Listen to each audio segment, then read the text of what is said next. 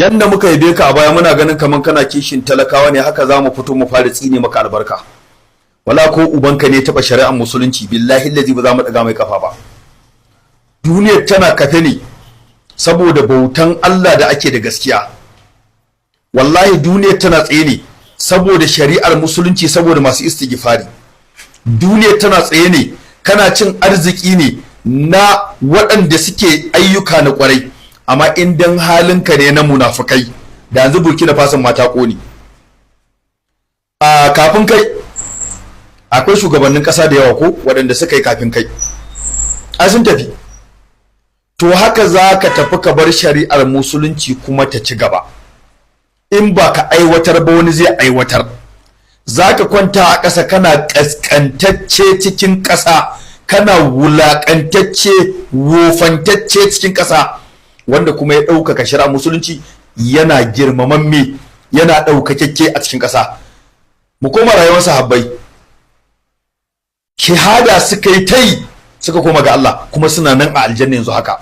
Radiyallahu anhum wa radu an. Karka ce kai wai kai mun yadda kai musulmi ne, amma kai ba mumini bane. Ko san mumini da ba musulmi daban? Sai ka zama musulmi ka zama mumini. Amma kai yanzu kana matsayin musulmi amma baka kai matsayin mumini ba.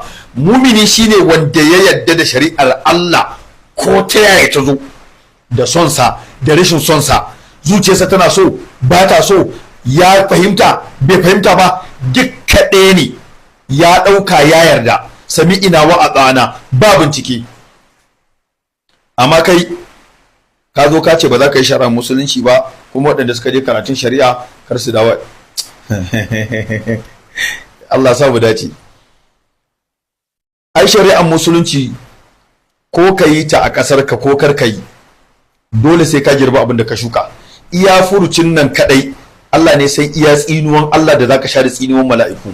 Kuma na rantsi da Allah, in baka tuba ba baka janye ba, wallahi sai ka mutu wulakanci. Na rantsi da Allah sai ka mutu wulakanci. Ba wanda zai taba shari'an Allah ya zauna lafiya. Ina gaya maka, zaka ga yadda zaka kare insha Allah rabbi. Waɗanda suka yi aikin kwarai ma, wasu kana ganin irin munafurci da aka kulla musu, bare kai da ka fito, ko da yake kuna ta ba mamaki Yahudawa sun saye ka ne. Idan kana gagarmaya akan talakawa, waye kasar ka ƙaryar banza ƙaryar wofi. Ashe babu komai akan ka sai majina.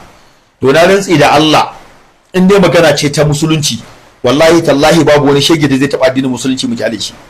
Kar kai shari'an, ka bari za ka mutu kuma a yi shari'an. Bayan kai ko shekara 100 za ka yi kana mulki, za ka tafi kuma a yi shari'ar, kana ƙasa a kwance wofantacce wulaƙantacce. Don babu wanda Allah yake yi da shi sai wanda ya yi Allah. Ma'ana ba wanda Allah zai zauna tare da shi ya jibinci lamarinsa sai wanda ya yarda da Ubangijin, ya kuma yarda da shari'arsa. Gashi nan mutane suna tafiya upside down, matattu suna tafiya da rai, babu haddin sata, babu haddin kisan kai, babu haddin zina, duk gasu nan babu haddin sata duka.